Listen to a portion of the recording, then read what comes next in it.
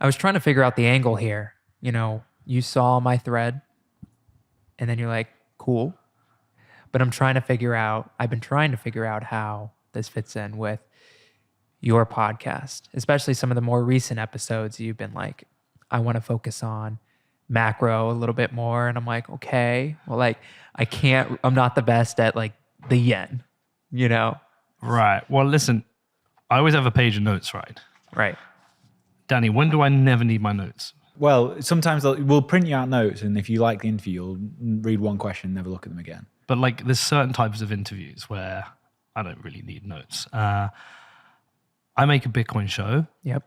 But like, I'll go rogue sometimes. You know, there's shows where we don't talk about Bitcoin. Yep. I mean, you'll know that. Yep. The ones I enjoy the most are just personal stories, like where someone's got a story to tell me about them and their life.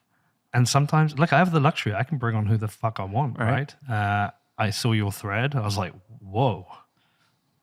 And then I saw you were a Bitcoiner, I was like, well, you're a brother. Yep. You're in the same world as me. Like, so I reached out, I was like, do you want to come on, tell me your story? We might talk about Bitcoin. We might not talk about Bitcoin, but there's no angle. It's just like, this is interesting. Awesome. I wouldn't say I was like, cool. I was like, fucking hell. I mean, people don't know what the hell we're talking about yet, but like, that's like it's a lot, right? Yeah. You've been through a lot. And, you know, some people have had a really rough few years, right? And I think by listening to your story, it's going to give perspective on people's lives. Sure. Certainly for mine, if I'm ever moaning about any shit, I'll think about when I met Kale.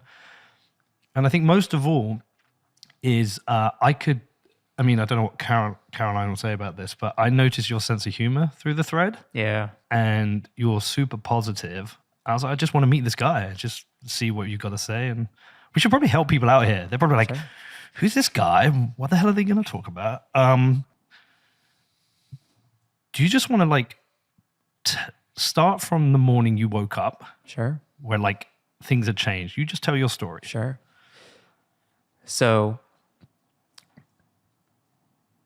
the summer after my freshman year of high school, I was getting into a lot of lifting and a lot of basketball practice, shooting around on my own. I was really into sports, athletics. And after my freshman year of not really excelling as much as I had wanted to on the basketball court, I focused on that summer as my chance of making the varsity team, right? The senior team of my high school. I wanted to be the starting guard or, forward on that basketball team. So you're 18? I was 15. Oh, 15. Yeah. Okay. So I wanted to be playing with the 17 and 18-year-olds. Okay. I didn't want to play with people my age group. It was kind of an ego thing, right? I wanted to play against the best people in my district and my state. So my way of approaching that was I'm going to put my all into getting stronger, because when you're that young, 2-3 years of strength is a world's a difference, because you're going up against 6'5" people who are, 220, and I'm 120, 120, 130, 6 foot at the time, right? They would throw me around, but you also have to be able to score and defend. So I really prioritized my sports that summer. And then, I didn't believe in rest. I didn't believe in recovery. I just wanted to go as hard as possible in every single, opportunity I got at lifting, at basketball, whatever. And that eventually caught up to me. So, about 3 weeks of just intensity. And I was a cross country runner as well. So I was adding, 4 or 5 miles onto that, every day. So one of the mornings I woke up June 16th of 2015, and I had, tingling in my fingers, numbness in my, hands, weakness in my shoulders. I couldn't put my arms above my head. And I was like, okay, that's strange. Maybe I'll take today off, which was, I didn't do because I didn't believe in that. My perspective was if I was not working, someone was out there working, outworking me, which was not, a healthy attitude, but I also didn't have really anyone to look up to at that time on my team to tell me that's not a healthy attitude. We need to rest and recover. So I move through that day. I take the day off. I go to the pediatricians. The pediatrician says, this is strange, but you're not really showing any, nerve pinching. We'll get you an x-ray. We'll see if there's anything happening, and we'll prescribe ibuprofen, essentially a pain medicine. So I go to the x-ray, nothing's on the x-ray. The next morning I wake up, same symptoms. I can't put my arms above my head. There's pins and needles in my hands. And I'm frustrated because I was hoping sleep would just take away those symptoms. I move throughout that morning, move throughout that afternoon. I'm laying on the couch watching TV. And then I start to feel, internally anxiety and as if something is really wrong. So I stand up, I'm walking through the house, and I feel this really strong sense internally of just fear. And I call my mom home because I'm starting to lose function in my arms. And, I really can't move them at all. I call her home. She worked 15 minutes away.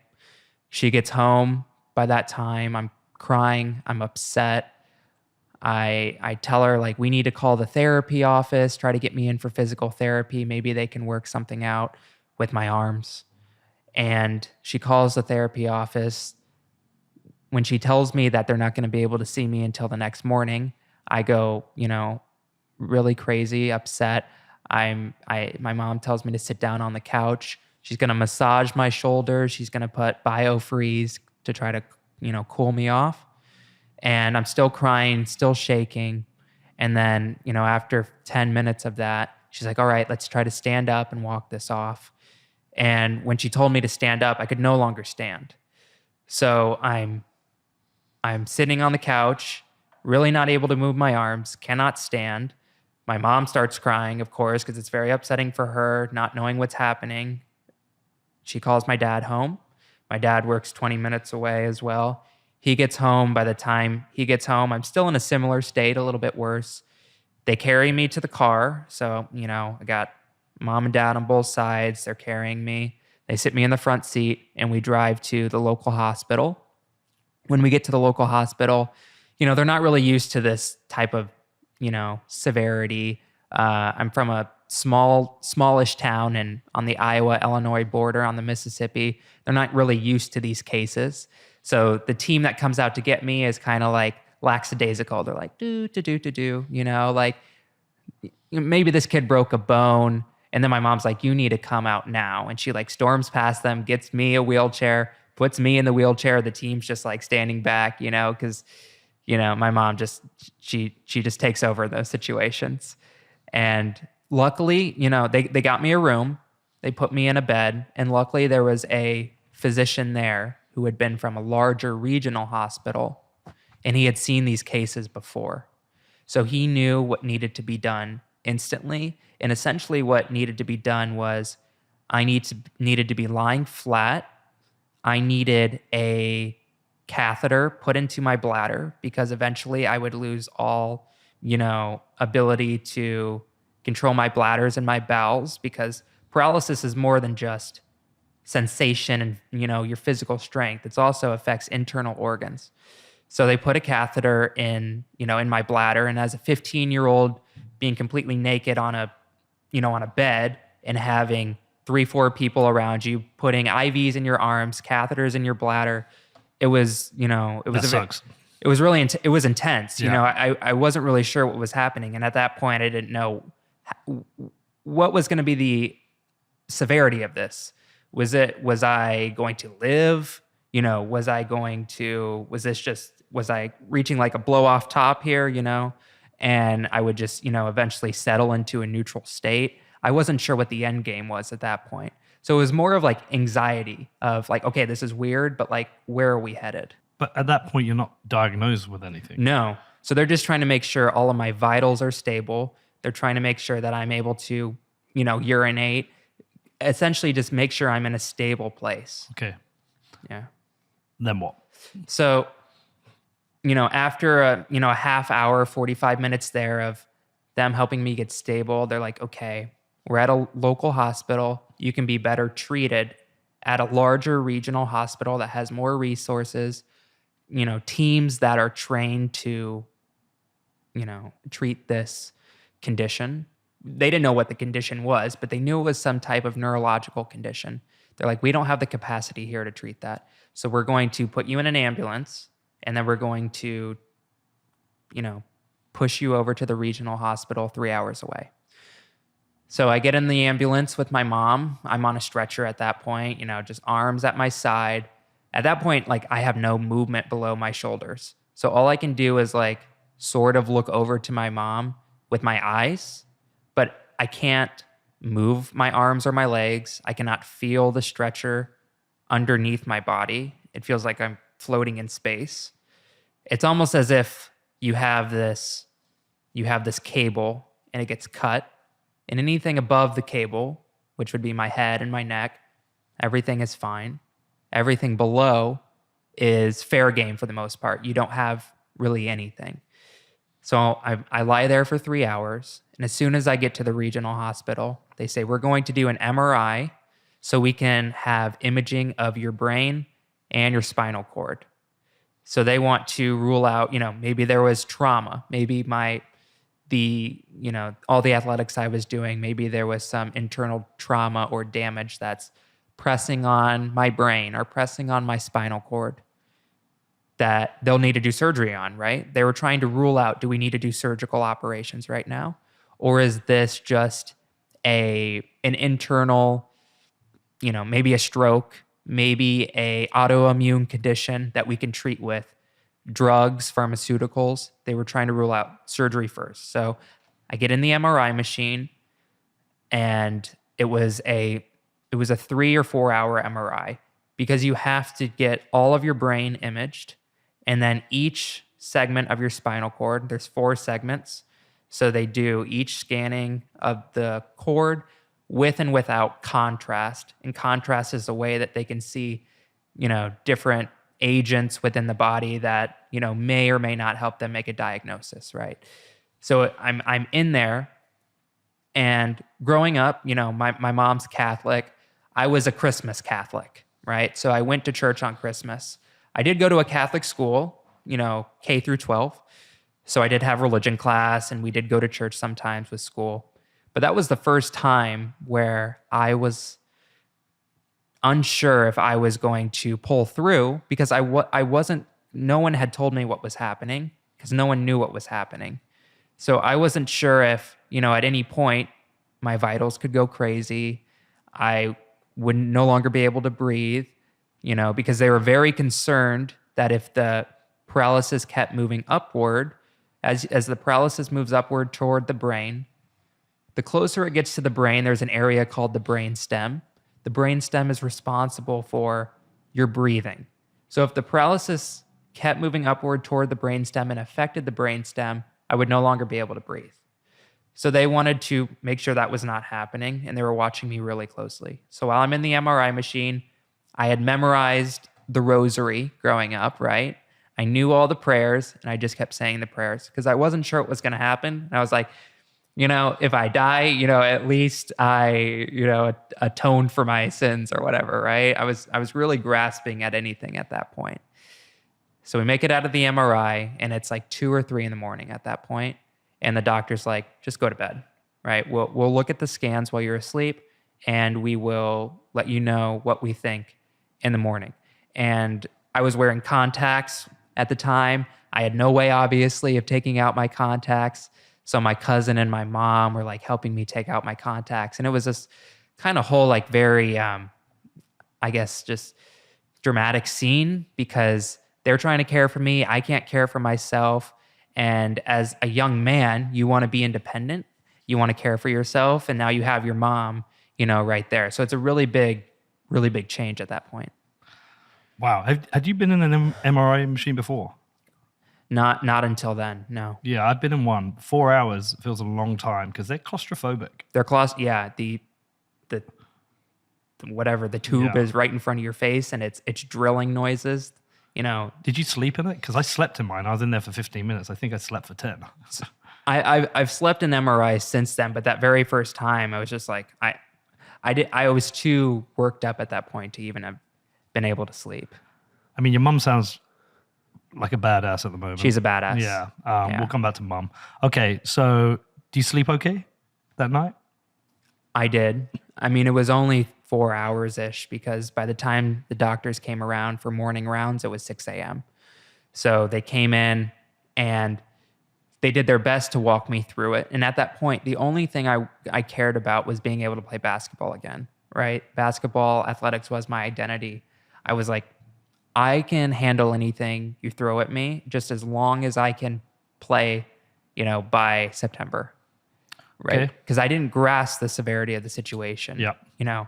I obviously I was like, okay, I don't really know what's happening here. Maybe this is the end, but there's probably treatment here. So, Right. 3-4 months of some physical therapy and I'll be ready to go for the season. It sounds like you were flipping between this is either super bad or like we can fix this. Yeah, this is super bad, but you can fix this, right? Yeah. So, Okay.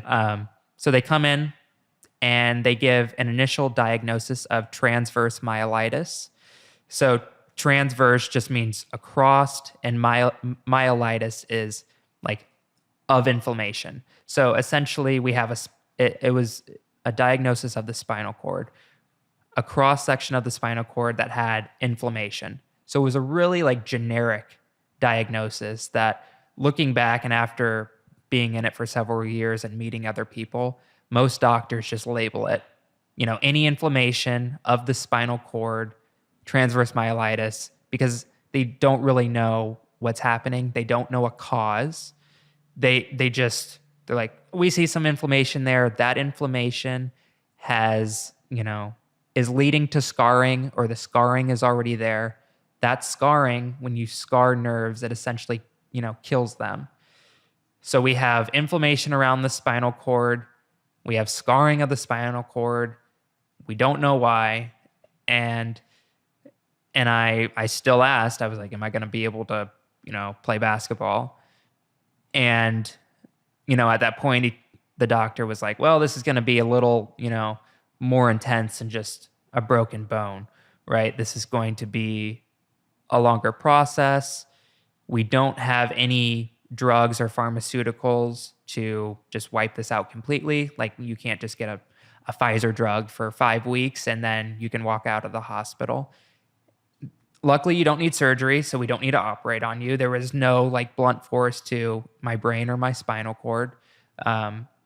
But all we have is we want to clear up that inflammation, so we'll do some anti-inflammatory steroids.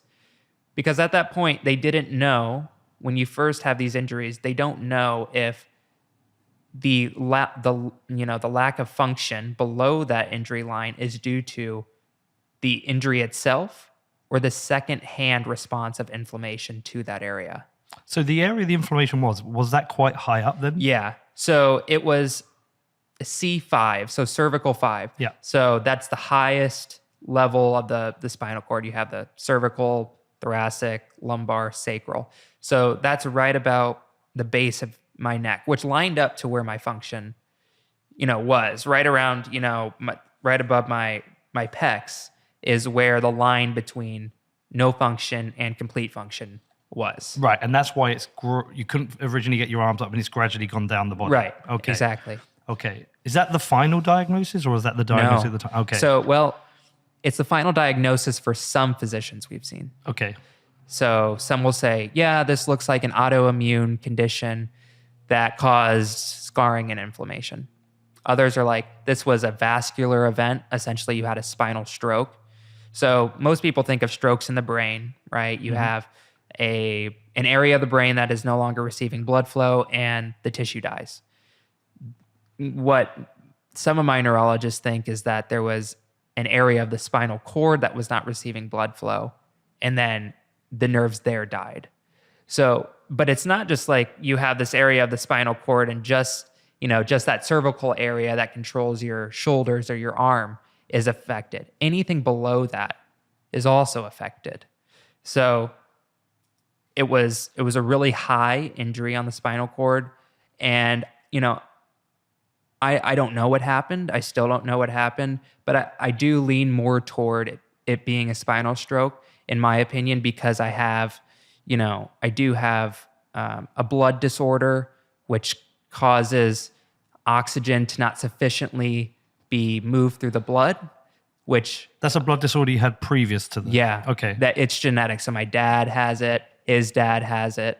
And that would make sense if oxygen's not flowing properly through the blood and you're doing all of this intense, work that could lead to areas of the body not receiving enough oxygen. And in this case, it was the spinal cord. That's just my hypothesis. I'm not a medical expert, but after just looking at it and trying to piece it together, that's kind of what I've come to think. And, I guess that's just what gives me, the right word isn't comfort, but I guess satisfaction that that's what I think happened. And I'm guessing you've done a lot of Googling and research. I did a whole neuroscience degree. Because of this? Because of we this. will come to that. Okay. Yeah, we'll get to that. Right, okay. Yeah, isn't it strange though? Like, you would expect the doctors to just know. You kind of just expect them to know. And tell me if this is your experience. I'll do the experience of my mother when she got diagnosed with cancer. You get a diagnosis, but you don't, it doesn't matter how many people you see, there's not always a consistent recommendation of what you can do. So my mum basically did her own research in trying to treat it. She had the treatment from the doctors. She had different consultants give her different ideas what she can do, and then she did what she did herself.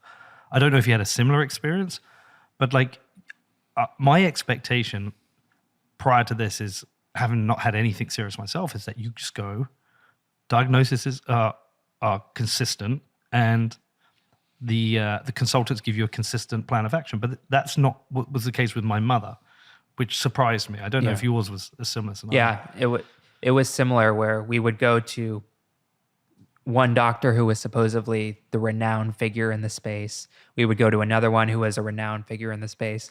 They would have competing diagnosis, and because they were competing, they had different treatment protocols.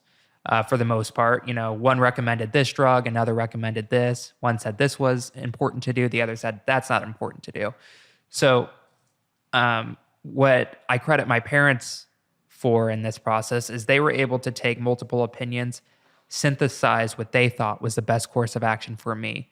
And I tried to do my best in that scenario, but I was 15. So I was trying to understand everything and do my best, but really it was a large responsibility of my parents to try to make the right calls. And I think they made the right calls. Looking back, I don't think they passed up anything that I would have done or made me do anything that I wouldn't have done. So I really give them credit, because there were a lot of competing ideas and a lot of competing, take this drug for this intense drug that we may or may not know the side effects of, go and do that. They had to decide, is the benefits of that drug worth the potential consequences of that drug? How long were you in hospital for? That hospital? That hospital was for 10 days because I had to do the anti-inflammatory course of drugs. And I also did this treatment called plasmapheresis, which is essentially a blood filtering process where they take your blood out of your body over a course of several days. They filter what they believe are harmful agents out of the blood, and then kind of push your blood back into your body. So it was like a filtering mechanism paired with those anti-inflammatory agents to bring down the inflammation around that lesion or that injury in the spinal cord. And those two combined lasted 10 days. And during that period, what kind of functions were you getting back? So during that time, not a lot of function. My days consisted mostly of just lying in the bed, and I was watching, there was a TV up in the corner, and I love just watching the Nature Channel. Mm-hmm. I'm not sure why, but like something about just like deer running through like the prairie. I was like, this is great. So I watched the Nature Channel a lot while they were doing those infusions, because those lasted. They would come in the morning at like 9 or 10, and you wouldn't be done until the evening. Holy so shit. You had to be there hooked up. It's almost like dialysis. Yeah. Yeah. because that plasmapheresis I would relate to dialysis. Right. But so the two-pronged approach to these conditions, these neurological conditions where they have no cure and they have really no pharmaceuticals or drugs to give you to really do anything. It's not like they could just give me a drug to regrow that area of the spinal cord. That doesn't exist. So the two-pronged approach is, one, let's try to clean it up as much as possible. Get that inflammation down. Let's filter out harmful agents in the blood. Once we've done that, therapy. It's on you to do physical therapy with therapists and try to regain strength over time. And there's no guarantee that you'll get any strength back depending on the severity of the injury. But if you do the therapy and there is potential to get strength back and you do the therapy well, then you could regain, strength. So in my head, I'm like, okay, challenge accepted. Let's go, motherfucker. Let's go. I'm going to go to therapy. I'm going to treat it essentially like I was treating my basketball and my lifting. I'm going to, after those 10 days, I moved to a children's therapy center in Chicago where. How far away is that from your home though? 2.5 hours. Okay, so what was mom staying with you or traveling? Mom stayed with me. Mom stayed with you. So she stayed up there so I was inpatient there for 6 weeks. Okay. So she stayed with me those 6 weeks. My brother and dad would come stay on the weekend. And then on the weekends, my dad would stay in the room with me. And then my mom would stay with my brother at the hotel. Because, one aspect that I don't think about enough is that my brother he's younger. So he's 2 years younger than me. He would have been 12 or 13 at that time. He was left without his mom. And my dad was working, to provide, right? So my dad was at work essentially the whole time. He was left essentially on an island by himself for months, right? And my grandparents pitched in as best as they could. His school principal would drive him home from school. So he was without parental, I wouldn't say without parental guidance, but not the same as the nuclear family being at home every night, cooking him dinner. He didn't have his mom for 2 or 3 months. What kind of kid is he? Is he a good kid, naughty kid? No, he's a good kid. All right, okay. But I mean, it's still, if you don't have you have your mom at that young of an age, he missed her. He missed me. He was worried about me. So that was really tough on him. How was he around you at first? Did he know, was he cool with it or was he freaked out? I think he was freaked out because, it's very shocking when, he still looked up to me, but he looked up to me from a strong, athletic, male standpoint, I guess, at that point. I don't know. I don't know how you would have to ask. You're the big brother, right? I'm the big brother. And then he comes in and he sees, me in a hospital bed with no movement. So I'm sure it was an adjustment for him. Yeah, the only thing I have to empathize with that scenario, when I was 18, my sister was knocked down by a police car. And the only reason she survived, the police car was at 50 miles an hour, is when she got tossed in the air, she landed on her mouth. Her teeth saved her. They were shattered, but they saved her. And she was my older sister, and I was taken to the hospital to see her. And she was actually in a coma and just strapped up to these machines. I think she died twice during the night. And it's so overwhelming. Everything's overwhelming. You have no idea what's going on. But I was 18. What did you say? He was 13? Yeah. Yeah, it's a lot to deal with. So I'm sure he was shocked, but eventually he was cool with it. Yeah. But obviously any situation that severe is going to be shocking when you go in and you see someone, especially when hours earlier they were just fine, and then you go in and within a matter of hours it's a completely different setup. But even though this is obviously a really testing time, did they start to get to a point where you could laugh and joke? Was that at all happening? I think so. Yeah. We would make the best out of those situations. I remember there was a video of me still at the hospital before going to that rehab center, of me trying to pick up this cookie and eat it. Right? It's something so trivial to most people. You have a cookie on the table, put it in your mouth. Right? And it was this 3-minute process of me trying to grab this cookie off the table. And I had like no arm strength. So I finally like get it. And then like my hands like flop on my face. And I'm like, just like eating it like that. Right. So there are those moments where it's not like this serious thing the whole time. Right. Yeah. Like it's still your life. You're still trying to navigate it. And what are the next steps? And there's so many people coming in and out. So it's kind of like, maybe exciting. You're like, oh, there's a new person there. They want to come talk to me now. And like, we're going to Chicago, So it's like the emotions, it's emotional roller coaster of like, okay, this really weird thing happened to me, but like, oh, all these, I'm going to Chicago for 6 weeks to this therapy center. This is interesting. And now all these people are tweeting at me because they want to give their support or something. Yeah. So it's all of these really weird emotions bundled up, and you're getting your blood out of you, put it back into you, right? So it's just very strange.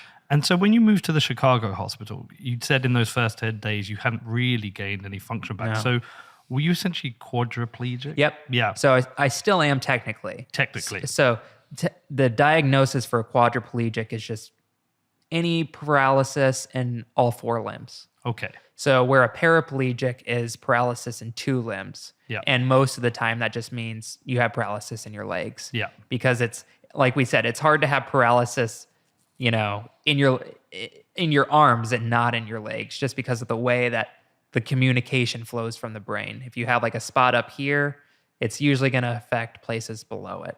So because it's like that whole train track analogy. So anything below that spot is going to be affected for the most part. So I'm still a quadriplegic, but people may or may not label me as that because I can walk around. And for the most part, people are like, okay, like he has a limp, he has, weak hands, his hands don't look the same, they don't work the same, but he can walk around. So he's not a quadriplegic.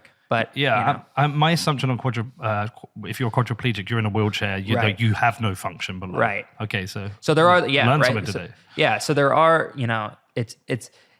it depends what your definition is, but the medical definition is that, like, if I go see my doctor, he's, I'm a quadriplegic to him. So. Yeah, and I'm pretty sure, like, I'm trying to remember back to the thread because, I mean, the last time I looked was shortly after I showed it to Danny. I read it twice. I feel like I saw you in like a chair, but like I feel like, were you strapped into it? I don't think I was strapped in, but like I was like, it was a heavy duty chair, right? Like my arms were up here, and that was really one of the first chairs that I had. Yeah, that one up there. Okay, so we'll put this up in the people on YouTube. Okay, and then what's the other one? Was that prior? Oh, this one. This is from like a few months ago. Right. Okay. Yeah, that's my cat. This is me sitting. Okay.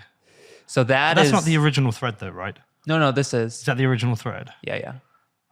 Okay. Yeah, I remember now. So that was me trying to put my arms above my head, and I'm glad I documented that. I thought it was so funny. But so was that before? Yeah, everything happened? That was the night before. My parents had to like carry me out to the car and go to the hospital. Right. It was that first day where I experienced symptoms, and you can see I can barely put my arms up above my head. You look like a young college bro. Oh yeah, I know. Okay. So the 6 weeks. Where did you get from at the start to the end of the 6 weeks? I gained a lot in those 6 weeks. Okay. So when I first got to the children's hospital, I was having a lot of neck pain from lying in bed for, several days at that point. And when you lie in bed for that long, you lose all your muscle mass. It literally just melts away. Yeah. So everything, I had work to build at that point, which wasn't a lot. I was like 14 or 15, but all of that muscle mass just pretty much melted away. And I could barely like lift my head up off the bed. So when I first got to that children's center, I remember them coming in the first day, and they're like, all right, we're going to put on socks. And I was like, I can barely lift my head off this bed without screaming in pain. So I remember that first session, I was like crying because it hurt so badly. And my mom was like, okay, like we need to get him medication to take away this pain so that he can actually participate in therapy.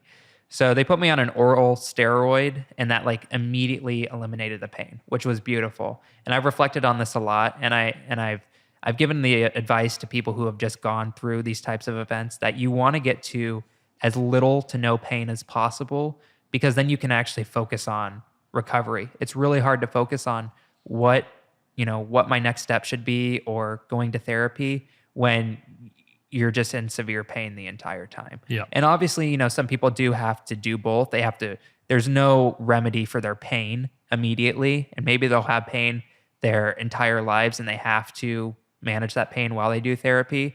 But if you have the ability to eliminate that pain or at least tone it down so that you can do your therapy, I think that's a good course, because as soon as that happened to me, then I was like, okay, sure, I'll try to put on these socks. I have no function in my hands. I cannot sit up. I have no core strength. I'll try to put on these socks with you for an hour straight, right? It took me an hour and I probably didn't even put it on. So those 6 weeks are, I really enjoyed it because of the intensity of it. You had 2 hours of physical therapy each day and then 2 hours of occupational therapy. Did you like the intensity because it was almost like training, like Yes. back to basketball? Yeah. But had you also convinced yourself, like, you were at this point, are you thinking you're going to get back to full function? I'm going to walk out of here in 6 weeks. But do you believe you would be getting back to the point, like the video, you'd be getting back to... Eventually, I was like, okay, maybe I got to miss a season. All right, cool. Right. Okay. But like junior year, I'll miss this season, but junior year, I'll be able to do it. I'll be able to play at that level that I want to play at. Caroline, is he competitive with everything? Yes. Yeah, I thought so. Yeah. Okay, I like that. So the therapy, so the physical therapy is what you would think of. It's like, let's try to stand. Let's try to do some core exercises. Let's try to sit on this ball without falling off. And then the occupational therapy is really for hands. Most people think of occupational therapy as, I got hurt on the construction job and now I'm going to work on that specific aspect so that I can go back to my job. Because I think in America, like occupational therapy is like synonymous to like you're doing therapy so you can get back to your job. Like if you have like a labor job. But in this case, in like my treatment plan, it was focused extensively on my, like anything below my shoulder. So my hands specifically, like, can you brush your teeth? Can you use the bathroom? Can you put your clothes on? Can you make your bed? All of these little tasks that, everyone just does. It's not, most people say, I had to relearn how to do that. It's not relearning in the sense that I forgot how to brush my teeth. It was, okay, I have a toothpaste right in front of me. I have a toothbrush right in front of me. How am I going to unscrew the toothpaste when I have no grip in either hands? And all I can do is maybe pick up the toothpaste like this. How am I going to brush my teeth when I cannot like pick up a toothpaste, unscrew it, squeeze it onto my toothbrush, pick the toothbrush up, and then brush my teeth? How am I going to do that when all I can do is put my hands in my face? It feels like there's two things there. There's learning to function with what you have. Yep. But also learning to regain function. Right. Because when you're first in that place, you'll do everything you can to brush your teeth. And then the therapist's job is to, okay, you can do it and that's passable, but we're going to try to improve on that over time so that you can more easily do it, right? Because sure, you can do it in the way that you just described, but we're going to try to get it to where you can unscrew the toothpaste, where you can take your hand and then squeeze the toothpaste onto the toothbrush, right? Trying to get it more to that prior space where, before my injury, where it was second nature. So that's their job. Yeah. I'm not sure how you would explain this, but like when I see this pen on this table and I want to pick it up, I don't know how it happens. Yes. It just happens, right? When you're in that position, you also want to pick it up. What's actually happening? Are you trying and just the hands like slowly, like trying to explain what's like relearning function is like? So can I borrow your pen? You can borrow my pen. Okay. You can't see my notes. So this pen right now, my left hand has, I'll move these. I don't know if that's better. I have this pen here Right now, I've done rehabilitation over 7.5 years where I can pick up this pen. Okay. Right. Before my injury, I was right-handed. My right hand right now, I can extend the fingers a little bit, but like I cannot close them very Right. well. So I have no, like, you see here how I have like pinch, I can pinch, pick this up. This has no pinch. So like, how am I going to pick that up? So what I would do is I would look at what I needed to do. I would say, these are the tools I have. What am I going to do to pick up this pen? And it's not like it's a lot of trial and error. It's a lot of iteration. You're looking at it and you're like, okay, that doesn't work. That doesn't work. And over time, you get more function and you figure out what to do. A cool story, a cool tangent is I was right-handed before. I'm left-handed now. So I learned how to do everything with my left hand. So you write left-handed? Yeah, now I do. And is it neat? Yeah. It's exact. I did a post one time where I showed before my injury what my handwriting was. And then I wrote the same words with my left hand, after my injury, and it's identical. So it was really cool that I was able to learn how to do that. But to answer your question, it's a lot of trial and error, and it's trying not to be frustrated, but it can be frustrating when your goal is to be completely independent again, right? Before I didn't want someone to always write for me. I wanted to do my best so that I could pick up the pen and I could write for myself, or no one was brushing my teeth for me. I was doing my best to try to brush my teeth. And there are some things that I still need, I still benefit help with, like at very physical tasks, like, if the trash needs to be taken out and it's like all the way down the apartment complex, right? Sometimes I'll have Caroline just help me run that down because that's very like, it requires a lot of effort. But my goal over time is to like try to, do as best I can so that I can do more of those things for myself. So there's no scenarios where you just like can't be asked and you say, Karen, I can't do this. She's really good at like picking up some of that, but sometimes she's like, seriously, you can do it, right? So what is going on here? Is it a case of the scar tissue in the spinal column is stopping a message get somewhere? Yeah. But when you are relearning, there is some repair happening in the spinal column? Like, how's that new muscle memory coming back? So what is really cool about the nervous system is, well, it can't grow back. Yeah. So when nerves die, they're done. But what they can do is they can reroute around areas. So what you're doing by this quote unquote relearning is some nerves that once did one function will decide, I'm not telling them to do it. They will decide over time that I'm best utilized doing this other task that is no longer receiving function. That's insane. It is. Yeah, the nervous system is really cool. It's really, it's not like this wire system where this wire will always go here and always do this thing. It's very what we call like plastic, where it will, okay, I think I can better be used over here. I'm going to reroute maybe 20% of what once went over here, and then we're going to try to, give this person grip again, right? Right. So when you're going through the rehabilitation, trying to relearn things, is that like a response from the body saying, okay, I think I know what you're trying to do here. I'm gonna, like, it's relearning and it's rerouting based on that. Yeah, and especially so for context, really after these injuries, you have a year, maybe 2 years to see growth and recovery. Okay. Like insane growth and recovery. After that, it's not set in stone, but it's much harder to have that explosive recovery.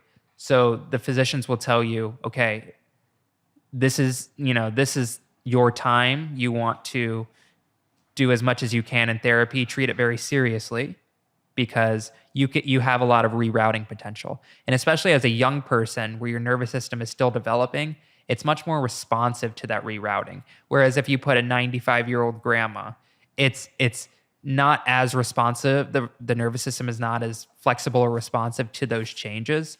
So if a grandmother had my same injury, I would probably see more recovery and adaptability by my body because the connections are not as in a solid or finished state. Because most people know the brain stops developing in your 20s, but up until that 20s point, you have a lot of growth, you have a lot of development, both mentally, but definitely physically as well.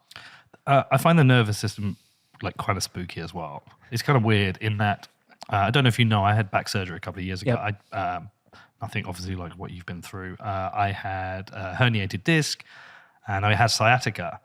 And what was weird, the sciatica pain in the back of the leg, what my consultant was saying, you've got no pain in your leg. It's the nervous system being tricked by the herniated disc pressing on that. That bit is the part that sends the message to the brain if there is pain on there. And it's just interfering with that. Yes. So fucking weird. Yeah. It's because it makes you realize all pain is really just a part of the body doing a job to tell you something. Yes. There's no such thing as actual pain. It's just a message. Yeah. Which I always found weird. Did you have any of that ghost stuff going on? So the only real pain I had was that initial neck pain. Okay. Thankfully, because I think it would have been really difficult, and a lot of the kids I was with at that hospital did have a lot of pain, so they would have to spend a lot of their time with therapists trying to work through that pain. So I'm glad that I didn't, because it was very tough in that first couple weeks dealing with that pain. But what some quadriplegics do have at the beginning is that they'll have that pain, but they'll also have like intense like nerve pain as well, where that tingling that I was experiencing in the very beginning, they'll just like feel that very intensely throughout the body. That tingling, like you can think of it as when you sleep on your arm and you wake up in the morning and you're like, I cannot, like, it's full of static. Yeah. And you're like shaking your arm, right? But it never goes away. So that's what that tingling is like. And it can be very painful over time. Yeah, you talked about at the very start that you were doing a lot of weight training and things. Did you attribute any of that to a potential cause of the injury? My physicians were concerned about that. They were like, did you do any different movements? Any different lifts in those few days prior? Like maybe you tried a new machine or a new movement and it caused maybe your spinal, those vertebrae to pinch on your spinal cord, or maybe push through it and cause trauma. But it was eventually ruled out because it doesn't look, on the imaging doesn't look like blunt force trauma. It just looks like a vascular event of like just dead tissue, but not like bones or anything pushing through the spinal cord. How common is this? Not common. Not common, and No. which is why there isn't the specific drugs or research into it. Yeah, it's not common at all. This specific type of like quadriplegia, right? There are like car accidents, there are football injuries that all sort of have the same end result, but the way of, okay, you wake up and you have like this tingling and this weakness is not a very common. I can't give you like 1 in like 10 million, right? But Right. it's not very common. Okay, so you've done the 6 weeks in Chicago. Yep. Is that the point you're sent home? That's the point I'm sent home, and that's the part where I feel I get to. There's several lows mentally in this process. That was the first low I experienced, because the first 6 weeks, 7 weeks of doing all this therapy and the drugs and infusions, exciting. You're surrounded with all these people. You're doing intense therapy. You are in Chicago. You're improving. Yep, you're improving. And they want you to go out on the weekends to try to, how are you going to navigate a mall after this, Kale? How are you going to go to a restaurant after this, Kale? So they're really trying to push you to not just sit at home and do nothing, which is unfortunately what I decided to do. But when I first came home, when we made that drive home, we got home, we got in the driveway, and when we were in the driveway, I was crying, because it was a realization that at that point, like, I didn't accomplish what I wanted to accomplish in those 6 weeks, where I thought I was gonna walk out. And a quick story, in that therapy center, there's this grand staircase that leads to the exit. which I think is really funny because you have a bunch of kids in wheelchairs and there's this grand staircase and all the kids would kind of just, and the lunchroom is right on the bottom of that staircase. You have all these kids looking at this like 25 staircase, like, Is that meant to be inspiration? I have no idea. I just feel like it was like, it pissed everyone off, you know? My mom was like, are you serious? You know, but Were you walking at all at that point? not at that point, no. Not even like, were they not trying to get you to walk? They were trying to, but Was that on those bars? that took like 6 months. Okay. So by the time I left, those 6-7 weeks, I could like maybe stand with like 3 or 4 people, making sure I didn't just like fall over. Okay. So, but going back to when I got home, it was the first time I took into account the mental aspect of, okay, well, like this is life, and what am I going to do about this? And I didn't have a plan for how I was going to, you know, re-enter my life, because those 6-7 weeks, they don't feel like your actual life. You feel like you're in a therapy center doing, you know, working out the entire day. But this was over the summer period. Yeah. Yeah. So I got home in late August, which is when I should have been starting school, but I didn't start school. I didn't go back until October that year, and I was doing remote work where my teachers would send me like assignments, and I wouldn't like write at that point. I wasn't writing. Someone would have to write for me, which made the whole process. Can you imagine like I was doing like geometry, and I was like, Mom, like, can you write this equation? Right. It's just like, it was really painful and frustrating. Like, can you draw this triangle? Like, no, you drew it wrong. You know, erase that, you know? Oh man, listen, during COVID, I had to do the homeschooling for my daughter, and there were a few moments. Yeah, I know. Yeah, but you still got back to school within 2 months. So so when you go home, what is the plan from on the medical front? You come in once a week. You come in once a like. So it's a very slow transition. So the reason they want you to go home is so you can get reintegrated with your community and figure out how you're going to live. You know, how you're going to continue living your life. So those 6 weeks inpatient are done. Then they want you to come back 3 times a week for outpatient. So outpatient therapy. So I would go up like Monday, Tuesday-ish and go and be there for 3 or 4 days at the same place. Yeah. But I would stay in a different part of the hospital where no nurses, no care team was treating me. It was just my mom and I. And at that point, she was doing literally everything for me. She was helping me shower. She was helping me use the bathroom. She was helping me put on my clothes, brush my teeth, all of these things. So, which you hated. She didn't give a shit because she's your mom. right. I was like, well, you know, you adapt to it a little bit, Yeah. right? If you've done that for several months at that point, you're like, okay, Mom, like it's time to shower, right? It's no longer weird. But yeah, obviously I wanted to like shower on my own, you know? So when we went back to outpatient therapy, it was still doing the same workouts and stuff like that, where eventually that's where I was able to stand up. I was able to walk in those bars. I had a series of braces on my legs that I worked through. One that was like a full leg brace. And once I graduated from that, I had a shorter brace below my knee. Once I graduated from that, I had a different brace, right? So it was this progression of braces. Also a progression of walkers, so like assistive devices, where at first it was like a very big walker that I could put all of my forearm strength into, and so that I wasn't really putting weight through my legs. And then once I, you know, was comfortable with that, then it was, okay, let's do a less assistive walker so that you're forced to put more, you know, weight through your legs. So over that 6 months, I was, you know, I think I was able to walk just a little bit. I was still using my wheelchair to get around, but even then, like I had no arm strength, so I couldn't really like push my wheelchair at all. Okay, so when you're back at school though in October, have you got somebody pushing you around at school? No, I was, well, yes, but I didn't really go to school. Oh, so you're doing it at home. When did you go back to school? In school? It would have been the next year, academic year. Oh, okay. So you were doing it when you went back to school. You mean you were doing the homeschooling? Yeah, I went to school actually to school that sophomore year, like 2 times a year. What? But like I went into the school like twice, but I was doing all of my work virtually. And those 2 times, was it to see friends or actually go to class? It was like try to go to class, but then it was like I was like not ready for that yet. How was everyone else that's around you at school? It was like they were obviously supportive, but it felt like a pity case.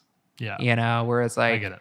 you know, before I was an athlete, I had an ego to myself, right? I felt like I was, smooth with women, all of these things. And then when I went there, it was just like, oh, hi, buddy. Like, oh, hi, and I hated that. Yeah, I fuck thought that. it was like, and I had a really good group of friends that came up every single weekend that summer. And they did a really great job of making sure that I, wasn't isolated that summer in Chicago by myself. Yeah. And then when I was trying to reintegrate into my school and community, they were really leading that effort in a non-pity way. And I really appreciated that. They treated me like I was still Kale. Because I was still Kale, I was just working through a condition. But everyone else was like, oh. Yeah, you want them to give you shit, right? Yeah, I just wanted people to like, if I was being a dick, like tell me I'm a dick. Yeah. If I'm being an asshole, I'm an asshole. But, I didn't, the looks, it was either the sympathy or pity looks, or it was the complete avoidance of me, right? And it was just like, guys, like you used to do XYZ with me. You used to call me over for lunch. You used to want to sit by me in class. And now it's just kind of like, it just was gross, but I feel like that's a natural human response when you see, someone disabled or you see someone in a wheelchair, you're like, oh, but like really all that person just going through a condition that's external, right? It's the physical manifestation of what every other person is going through internally. Yeah. Right? Like, so it really bothers me if, let's say, someone lost their brother, right? They're working through that mentally, internally. I was working through it physically, externally, but I'm getting all of the pity. I just wanted to be treated like I had been treated before. Yeah. I mean, I guess it's hard because people sometimes don't know what to do. Right. But at the same time, it's like, that's why you need your close buddies around you. Yeah. You need the close buddies to like protect you and to be the intermediary force between people who are not sure what to do. It is tough. And I mean, we were all kids in that high school, right? It's not like we were 20s, 30s. It's kids, and kids don't really always respond the best way. But even now, like if this was to happen, I went to work, I'm sure there would still be coworkers who do the same thing. Yeah. I think like my main goal of like what I'm trying to do is like really break down that first like gut feeling of pity when you see someone who's disabled. It's really to just be like, okay, that's a person who's working through something just like we all are. They're still just a person. So I'm going to treat them with decency. I'm not going to look at them in a way of pity, and I'm not going to just avoid looking at them because they're in a chair or they walk different, right? Yeah, but there's also the flip side to like the pity is also, and I don't mean this in a condescending way, but they also can then be inspiration for others. That is like something that you will have that you may not want to have or may not accept, but it will exist.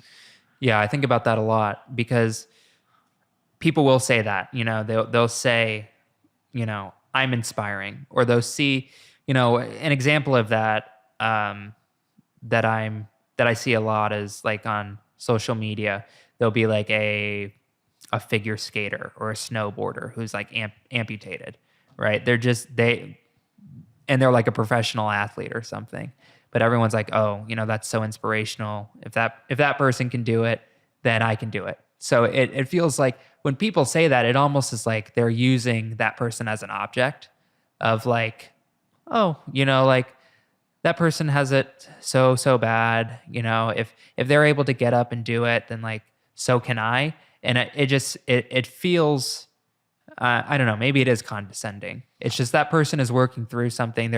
They don't really want to be treated like that. They want to be a bro, right? They want to be in. They don't want to be othered in that way. Yeah, but I'm going to push back on you a little bit here. Sure. Because you did put your Twitter thread out there. So Sure. you've told your story. Yeah. And there may be a scenario where someone goes through something similar to you. Yeah. And they might find that. So like, whilst you might think it's kind of like condescending, there may be another 15-year-old kid who sees this and is like, okay, he started here and he got here. Yeah. And No, that's who I want to speak to, right? yeah. I think it's just people who use it as a way to like get out of bed. You know, like just a regular person who is like, okay, now I'm going to go do the dishes because of that. Like I want my story to help those who are in similar circumstances, obviously, but also to be like educational to the point where people realize, you know, I'm working through something hard, sure, but it's, you know, it's just my story, and I want to help people, but I want to educate, you know, external observers as well. But look, you might inspire somebody with a shitty example and not even know about it. And I personally don't think that's an issue. I know, Sure. I can see where it's coming from for you, because like I'm starting to learn part of the journey. Like it almost feels like in the camp of that pity area. Yeah, but that's what I'm trying to avoid. Yeah. You know, is the feeling of inspiration out of pity. Right? Yeah, but I don't think it is inspiration out of pity. Sure. I mean, sure, that might happen, but it's like that, what's that?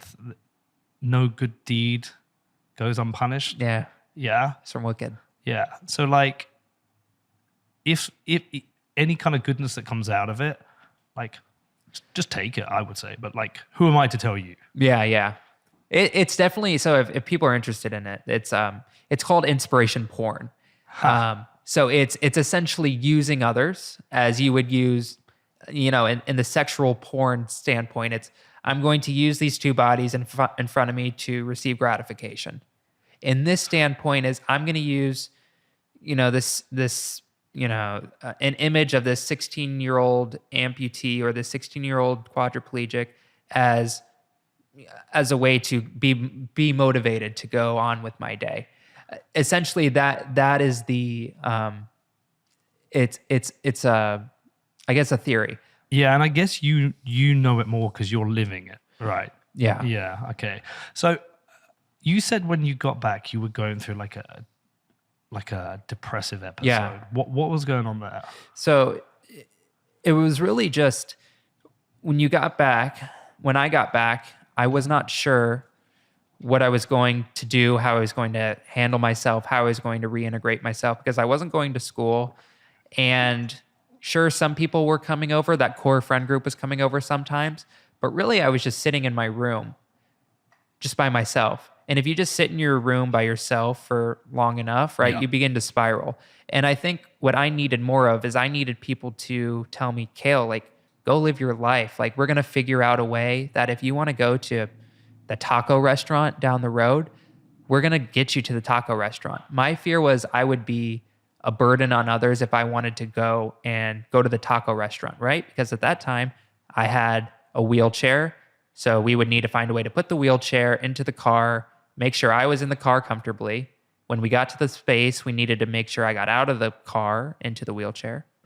Then what if the taco restaurant only had stairs and there was no ramp into the taco restaurant? Are you going to carry me up the stairs and then carry my wheelchair up the stairs? What if the door frame is not wide enough for my wheelchair? Because I had a large wheelchair because I'm 6'3". What if I could not physically get my wheelchair in? And then what if I got into the restaurant and then all the tables were too close to each other? So I had to interrupt all the parties to move them so that I could get to a table.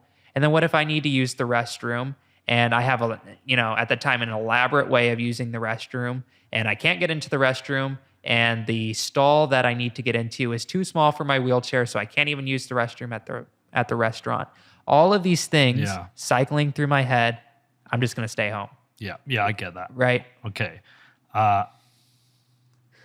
So really, like, a big next part is to be able to get beyond the wheelchair. Do you ever still use one? I use a scooter. Okay. I would say the next part is not. The next part is capitalizing on the opportunity that I didn't really know of how much how much function can I regain? Yeah. And that's nobody knows. It's not like the Okay, doctor okay. says, this is your endpoint. You'll be able to walk with a limp and your hands will somewhat work. No one knows.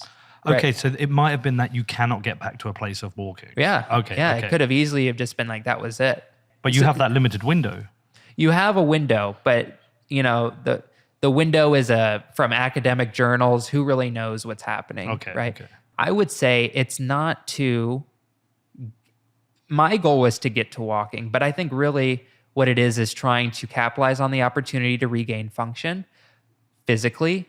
Mentally is what I completely ignored for several years, is the reintegrating and living life, right? So even though I would always find an excuse, even when I could use a wheelchair and then I could walk sort of with a limp or with a cane or with a walker, mentally I would still find an excuse not to do it. Okay. I would be like, oh, maybe it's too far from where the car is parked.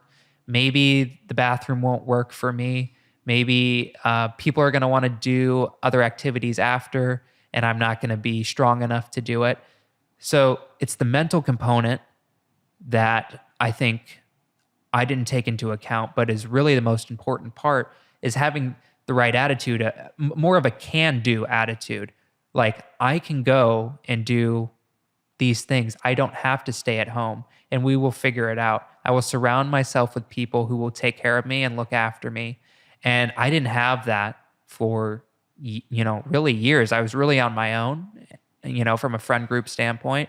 When you're on your own from a friend group standpoint, having all of these supposed challenges, which are real, but really are more fear, when you have someone who can help you through that, which I have now, then you can do all of these things and gain confidence. Yeah. I'm guessing, what was the moment where, because you had the determination early on, okay, I'm going to get back, I'm going to be playing basketball. Yes. All right, might take a bit longer. What was the bit where you realized, okay, this is something I'm living with now? Like, It probably took a year. is that a year of acceptance? Not acceptance, just it is what it is, and Okay. I'm not happy with this. Yeah. But like a lot of that mental drag and depressive episodes was really, I felt out of control.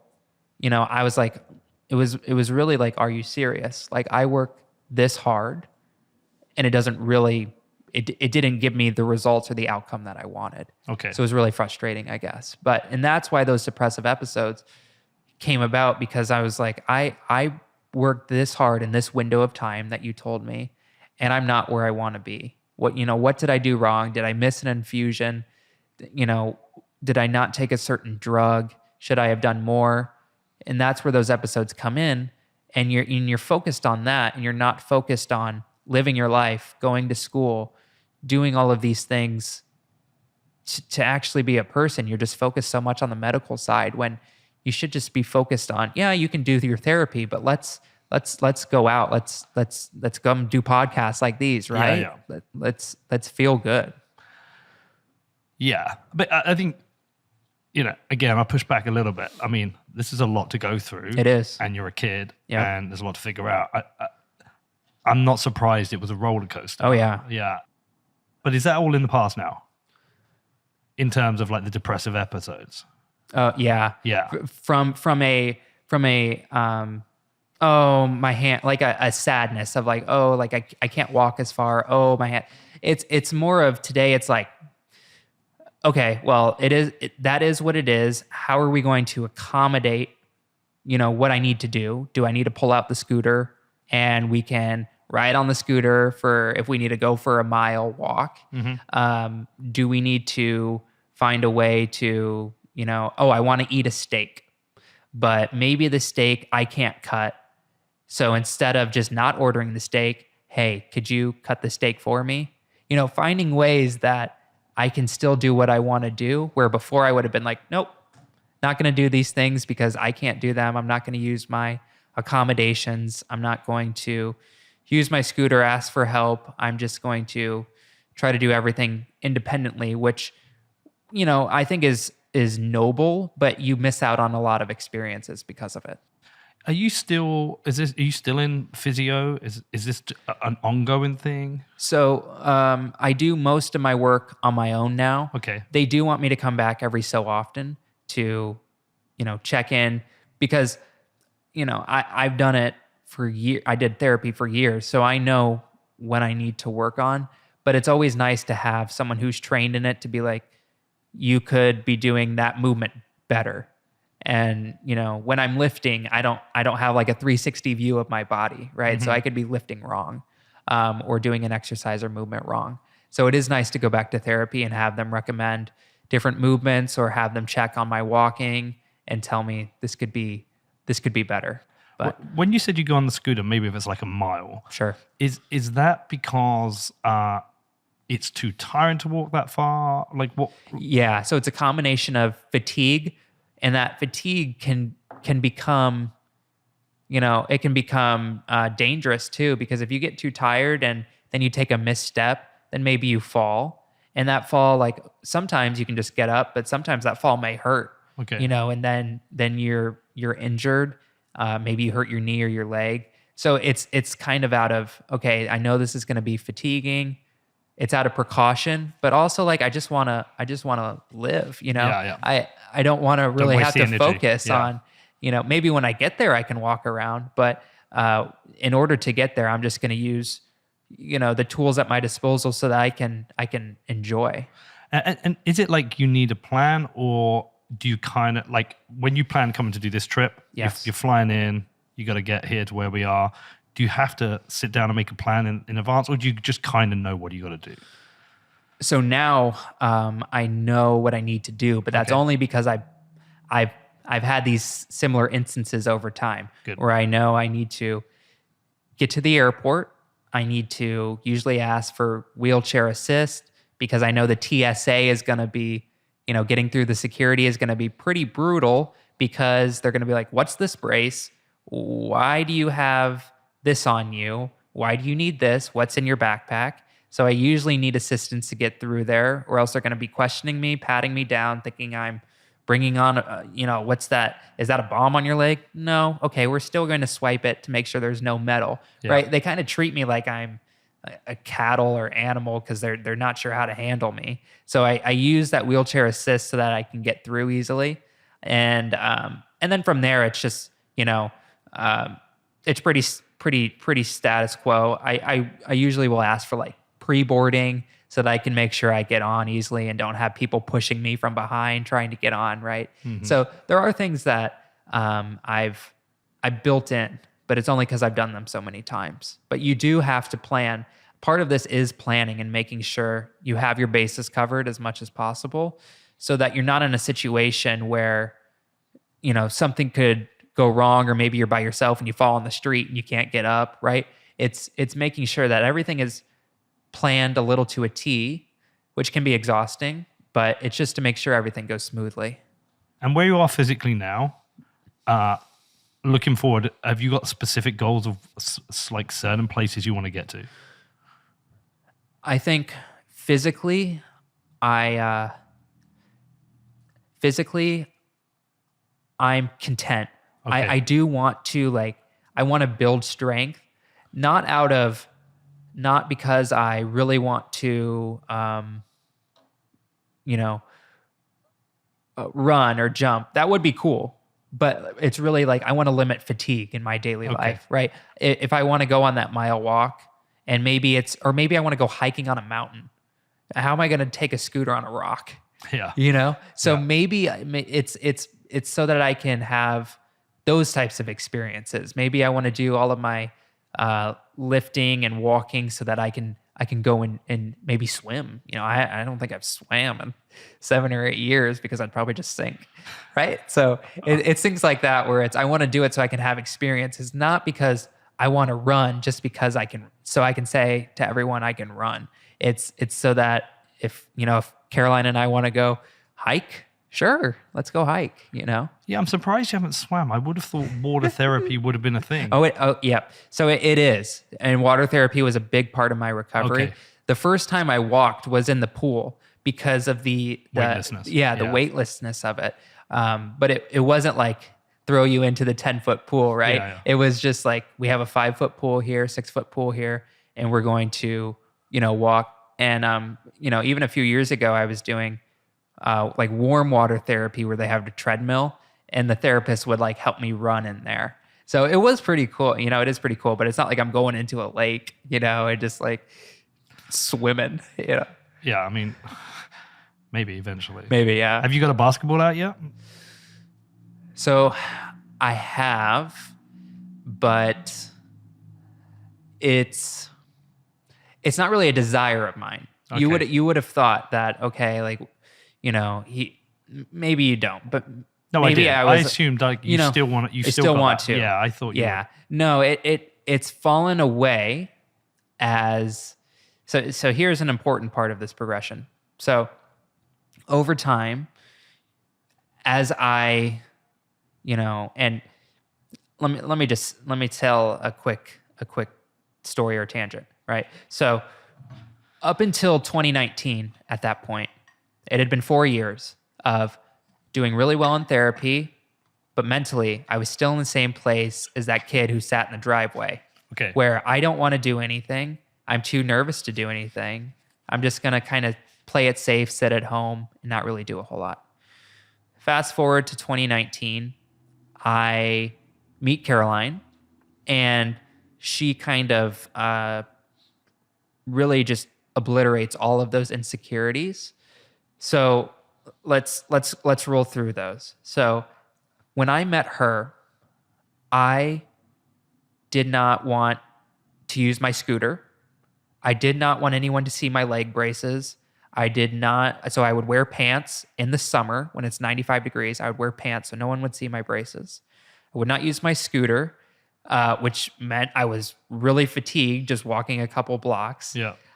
I wasn't using any accommodations because I felt it made me look weak. And when I'm trying to date someone, I don't want to look, weak. So she comes along, and essentially she questions all of these things. Where did you meet? So we met online. We both go to the same school. Okay. Or I graduated, but we go to the same school.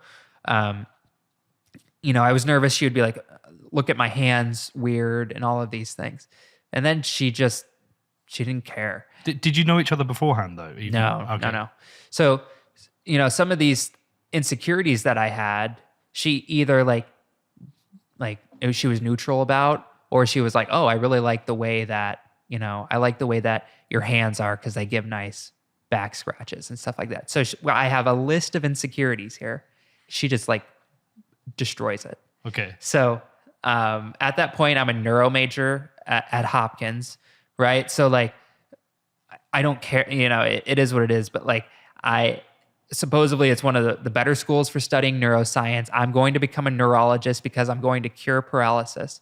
And the reason I'm going to cure paralysis is because I'm so unhappy and discontent that if I can just cure it. I mean, you've answered the question I was going to put to you. Oh yeah. Yeah. So essentially, I am going to, instead of just mentally recovering, I'm going to cure paralysis. And then when I can run around and swim, then hell yeah, I'm go play basketball again. I'm gonna be just fine, right? But then in comes this girl, and we have this list of insecurities. She blows out of the water, and then I'm like, oh, she's like, let's go do this, let's go do that, let's go to DC, let's go to New York, let's go to Philadelphia. We start doing all of these things. I'm no longer sitting at home. I'm living life. So I no longer really have these insecurities. So I grow in my self-confidence and my self-worth, and we're also doing things. Why do I need to do neuroscience? I don't like neuroscience. I really don't like, I like talking to you about some of these things, but that's not what I'm doing in school, right? In school, I'm like, okay, dopamine B turns into dopamine A when it meets this factor. And I'm like, I don't care. I couldn't care less, right? It's not this high level, like, let's have a nice chat about it. So I didn't really like that. I'm like, oh, I'm actually kind of miserable in this like neuroscience thing. And that allows me to like, what am I actually interested in? And that's how I rolled into Bitcoin. I think that's the biggest intro to Bitcoin we've ever done. Like, what's your Bitcoin? How long have we been going? An hour 20. Holy fuck. Jeez. Yeah, it's funny because like, I most of our shows about an hour to an hour and a half, hour Yeah. 15. I usually look to Danny to get a nod, give me the time, and it's usually about an hour, and I haven't even looked. Okay, so Caroline stopped you curing. She did. You can thank everyone. Yeah. Everyone in the world can thank her for that. Okay, so because that was the question I was going to ask. Like part of me was thinking, okay, you study neuroscience. Like the expectation was you want to understand what's happened to you, Yeah. and like maybe this has become your mission. But actually, it doesn't feel like that anymore. It feels like maybe that was a mask. It was a coping mechanism. Yeah. It was, I'm going to figure this out. Yeah. What I would do as a kid is, or I'm not a kid, a couple years after, a 16, 17-year-old, I would like read academic research papers on the spinal cord, or I would take neuroscience online courses from like YouTube, just because like I would rather try to like, and I didn't really enjoy it. I was just like, I kind of felt like forced to do it. And at the same time, I was being reinforced by others like, oh, that's a really good mission, Kale. Like you're going to cure paralysis. So I was like, okay, yeah, sure. Like I'll use this as everything happened to me because I'm going to go cure paralysis. But the only reason I wanted to do that was because of my discontent. And once that discontent fell away, I was like, oh, I'm not really interested in that. What am I interested in? And then, somehow, that did lead me here to Bitcoin. And from Bitcoin, it's like, oh, I really like this monetary theory, this Austrian stuff. I really like this like libertarian angle on, politics and viewpoint of the world. I like this meat side of, being carnivore. I was like, what is this Jimmy Song and Robert Breedlove? What are they doing? Like, why are they eating meat? They're just weirdos, right?